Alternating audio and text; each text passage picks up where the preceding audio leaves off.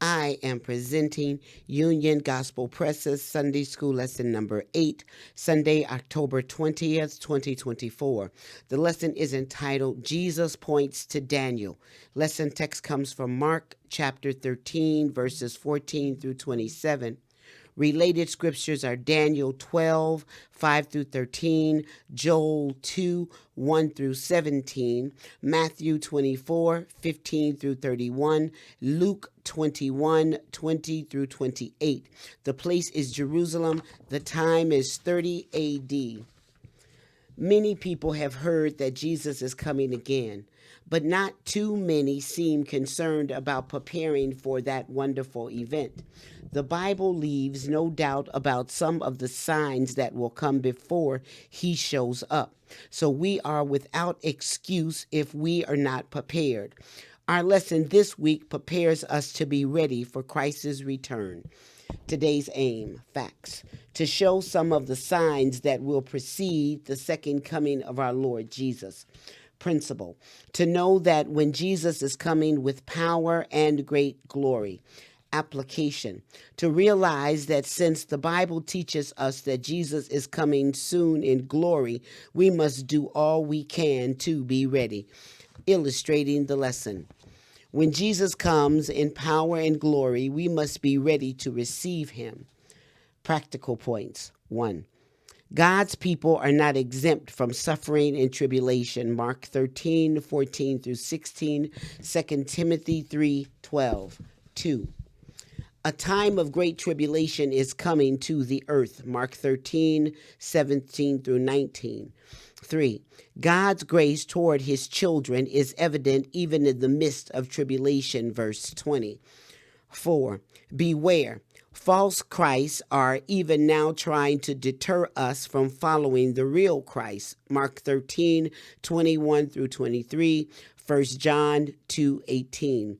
5. We can be confident that Jesus is coming again to reign in power and glory. Mark 13, 24 through 26. 6. When Jesus comes again, he will finally unite all his children from all the ages. Verse 27. Golden text. And then shall they see the Son of Man coming in the clouds with great glory and power. Mark 13, 26. Today we have 3 lesson outlines. The first is the great abomination, Mark 13, 14. The second is great affliction, Mark 13, 15 through 23. And the third is great appearance, Mark 13, 24 through 27. Introduction. It has been said that the theme of the Old Testament is that Christ is coming. The theme of the 4 Gospels is that Christ has come, and the theme of the rest of the New Testament is that Christ is coming again. There is some truth in this approach. Discussion concerning the second coming often provokes significant debate among those who believe the Bible to be God's word. Sadly, more fire than light is often generated. Those who accept the divine origin of the scriptures do not always agree about the details of end times events. Since these things have not yet occurred, we must be cautious about being too dogmatic concerning our preferred understanding of the last days. 2 extremes must be avoided. First, we should not entirely avoid study of the last things or astrology because of the controversial nature and the uncertainty of the topic. Second, we should be careful not to develop tunnel vision regarding prophecy and fail to study anything else, thus avoiding the serious study of other important Bible doctrines. Great abomination, Mark 13, 14. But when ye shall see the abomination of desolation, spoken of by Daniel the prophet, standing where it ought not, let him that readeth understand. Then let them that be in Judea flee to the mountains. Mark 13, with parallels in Matthew 24 and Luke 21, is called the Olivet Discourse because Jesus spoke about Jerusalem's destruction as he sat upon the Mount of Olives, Mark 13:3. Christ arrived in Jerusalem on Palm Sunday amid the shouts of enthusiastic pilgrims. 11:1 through 11. At the end of the day, he retired to Bethany. The next day, Monday, the Lord returned to the city, chasing money changers from the temple and departing again at the end of the day. Verse 19. On Tuesday, he returned to Jerusalem once again. Verse 20. The religious leaders took this opportunity to question Christ about his authority, verses 27 through 33, paying taxes to Caesar, 12:13 through 17, marriage in the afterlife, verses 18 through 27, and the greatest commandment, verses 28 through 34. Each of these attempts were silenced by Jesus' answers. Before leaving the temple courts, Christ delivered a scathing denunciation of the hypocritical Pharisees, Matthew 23. As Jesus and his disciples departed, the disciples marveled at the grandeur and beauty of the temple. The Lord then dropped something of a bombshell. Seest thou these great buildings? There shall not be left one stone upon another that shall not be thrown down. Mark 13:2. In response, Jesus' closest disciples asked him when these things would take place, verse 4. Jesus began by telling them that false Christ would arrive, verse 6. Wars and rumors of wars would occur, verse 7, and earthquakes and famine would be frequent. These signs, however, were just the beginning of sorrows, verse 8. There would also be intense persecution of the faithful, verse 9. We now come to one of the most significant signs mentioned in this discourse, the abomination of desolation, verse 14. Not only is it significant, it has also been the subject of seemingly endless debate. The chief question that affects how we understand Mark 13 is whether Christ was primarily talking about the Jerusalem of his day, the Jerusalem of the end times, or both. While some Bible scholars lean one way or the other, others think that Jesus was dealing with both the Jerusalem that would be destroyed in AD 70 and a rebuilt Jerusalem after that time, perhaps including an end-time temple. Henry Haley wrote, "It seems plain that he had in mind two distinct events separated by an interval of time. One looking at two distant mountain peaks, one behind the other. They seem close together, though they may be far apart. So is Jesus' perspective. These two events, one in some respects typical of the other, stood in close proximity, though there is a long interval between.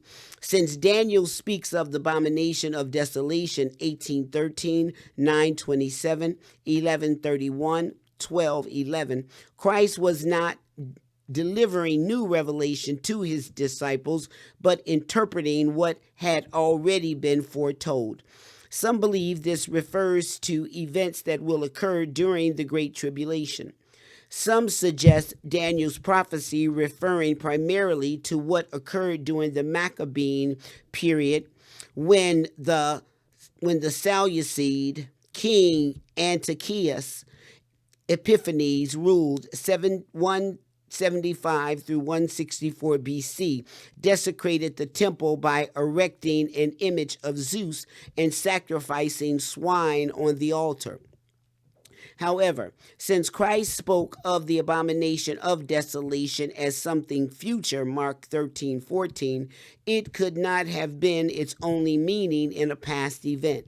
Christ understood the abomination of desolation to be a person, most likely the same as Paul's man of sin, who opposeth and exalteth himself above all that is called God, or that is worship, so that he as God sitteth in the temple of God, showing himself that he is God. 2 Thessalonians 2, 3 through 4. This person is the Antichrist. He will make a covenant with the Jewish people at the beginning of the 7-year period preceding Christ's second coming. Great affliction, verse 15. And let him that is on the housetop not go down into the house, neither enter therein to take anything out of his house. Verse 16. And let him that is in the field not turn back again for to take up his garment. Verse 17. But woe to them that are with child, and to them that give suck in those days. Verse 18. And pray ye that your flight be not in the winter. Verse 19. For in those days shall be affliction, such as was not from the beginning of the creation which God created unto this time, neither shall be. Verse 20. And except that the Lord have shortened those days, no flesh should be saved, but for the elect's sake whom he have chosen, he have shortened the days. Verse 21. And then if any man shall say to you, Lo, here is Christ, or Lo, he is there, believe him not. Verse 22. For false Christ and false prophets shall rise, and shall show signs and wonders to seduce, if it were possible, even the elect. Verse 23. But take ye heed, behold, I have foretold you all things. Future conditions, Mark 13, 15 through 18. From what the Jewish historian Josephus related concerning the razing of Jerusalem in AD 70, we know that it was horrific for those caught in the city after the Roman assaults began. Once the people saw Jerusalem compassed with armies, they would know that the desolation thereof is nigh. Luke 21:20. Consequently, there would be no time to take anything out of their homes. Mark 13:15. Such a time would be especially difficult for nursing mothers or during winter. It is difficult to determine whether Christ was dealing primarily with events that would occur during the lifetime of his disciples or with end-time events. He seems to have been referring at least partly to the destruction of Jerusalem that occurred in AD 70, which included the destruction of the temple and caused many Jews and Christians to flee the city.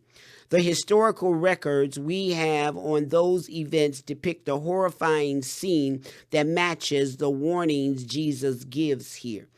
Conflict, Mark 13, 19 through 20.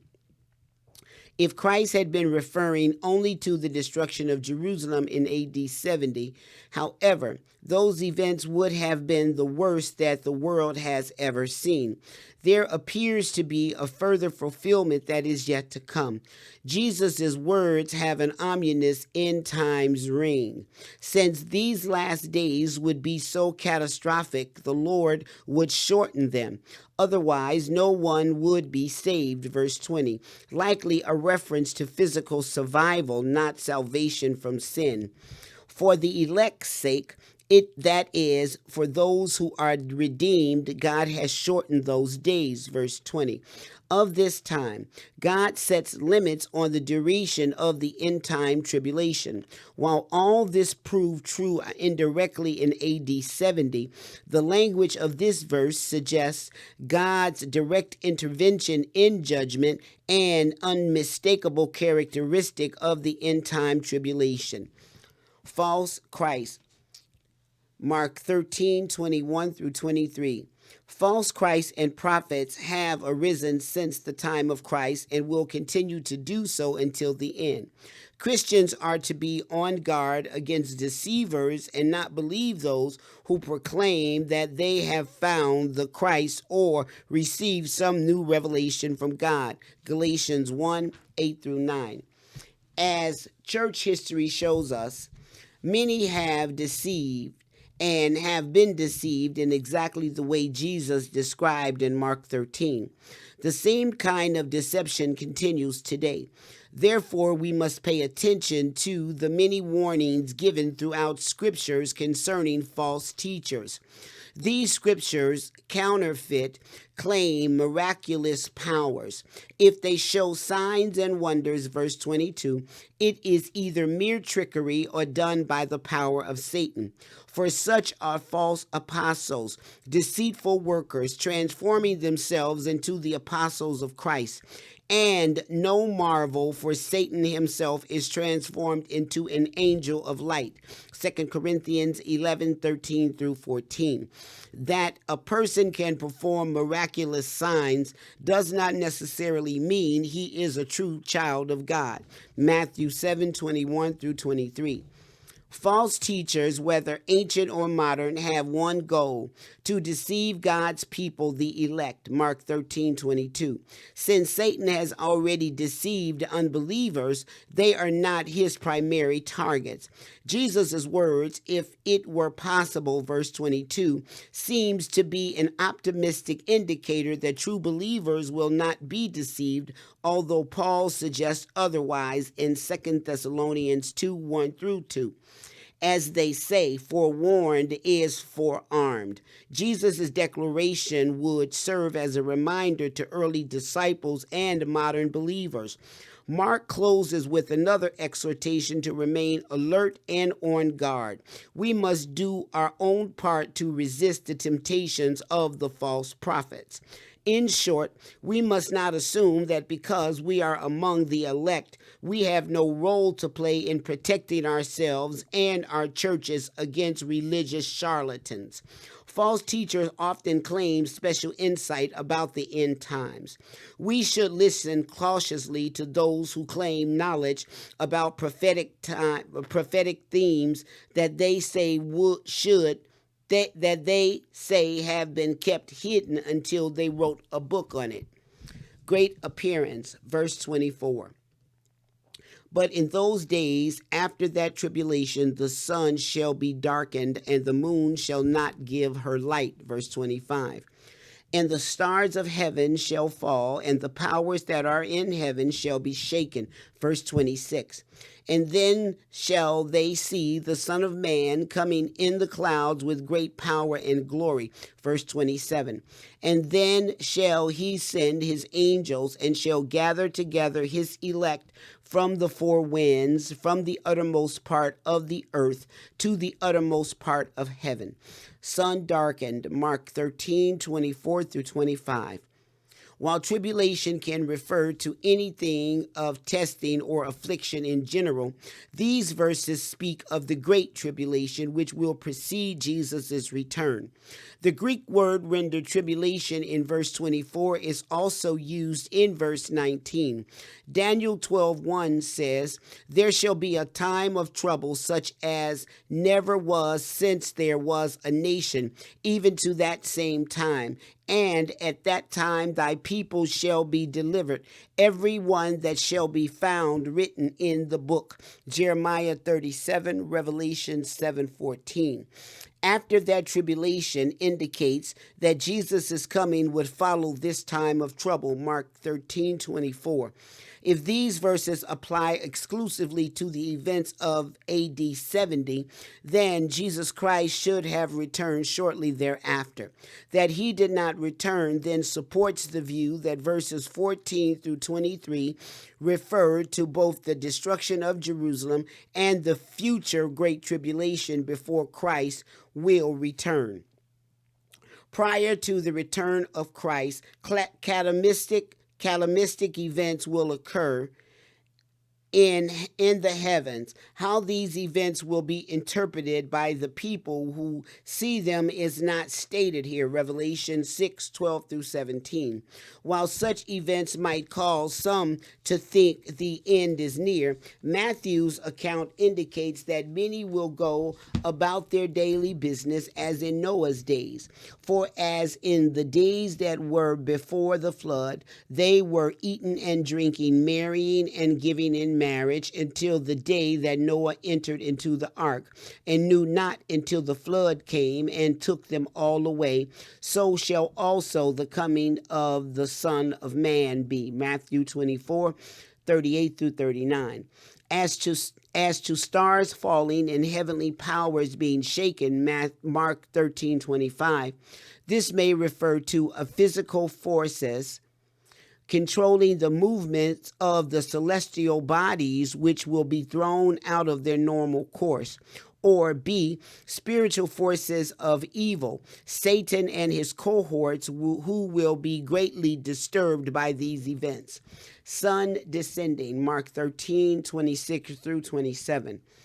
After all these events have occurred, then shall they see the Son of Man coming in the clouds with great power and glory.